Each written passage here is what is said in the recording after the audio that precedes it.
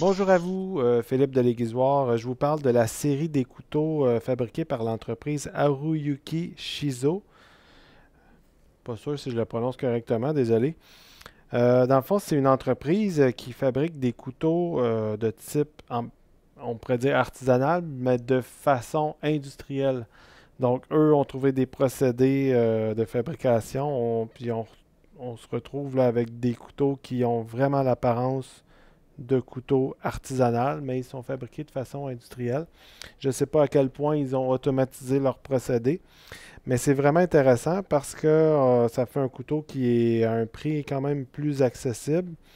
On utilise dans les meilleurs aciers au cœur. Là. Euh, c'est du bleu super, donc c'est un excellent acier. C'est dans les meilleurs aciers traditionnels. C'est sûr, ça peut rouiller au cœur. L'enveloppe, elle est en stainless. Ils ont mis un lac qui va partir avec le temps.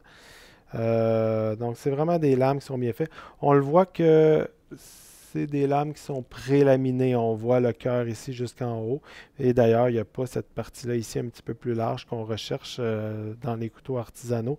J'imagine que dans leur procédé, ils sont pas arrivés à trouver une façon de faire cette partie-là, mais c'est quand même, comme il est un petit peu plus épais, c'est quand même robuste, là, donc il ne devrait pas avoir de problème. Mais c'est sûr que ces couteaux-là, il faut toujours faire attention à la lame pour pas qu'il y ait de torsion comme ça. Donc, couteau intéressant. Au niveau de la lame du tranchant, il est plus épais. Quand même, c'est dans mes couteaux de ce style-là, j'allais dire artisanal, mais non, c'est industriel, mais dans le style artisanal, c'est le couteau dont la lame elle est la plus épaisse. Vous allez voir dans les photos, là, on voit le tranchant ici, ça a presque 1,5 mm. Donc on sent l'épaisseur de la lame comme ça. Donc j'imagine que c'est des couteaux qui sont conçus pour être un petit peu plus robustes, peut-être qui se donnent bien en cadeau. On ne veut pas non plus des couteaux trop fragiles parfois. Donc, c'est sûr que ça va être un peu moins tranchant. On pourrait l'amincir aussi, éventuellement, ça se fait. Puis on aurait un couteau plus fin. Donc ça pourrait se faire aussi. Fait que voilà. Le manche, je ne suis pas sûr, mais je pense que c'est du noyer. Je ne l'ai pas trouvé sur le site du fournisseur. Mais ça me semble vraiment être du noyer. La bague, elle est en... Attendez une seconde.